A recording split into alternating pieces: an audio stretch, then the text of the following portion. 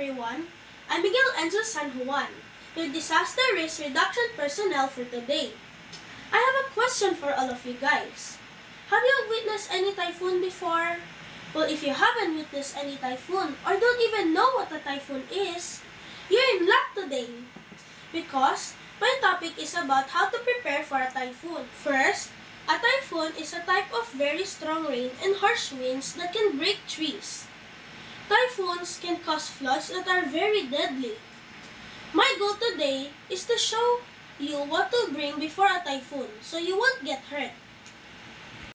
The things that you need to bring before a typhoon is a go bag. A go bag is used to carry items for a typhoon.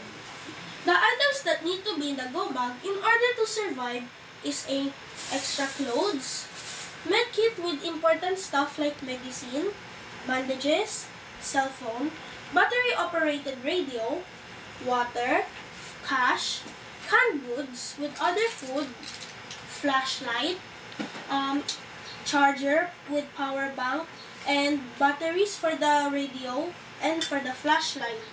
And also, the important documents, emergency number and identification card, and the emergency map, and your blanket, and this cash.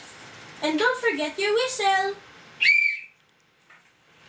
I know this might be a lot, but this is useful in all situations. These items can also help in survival.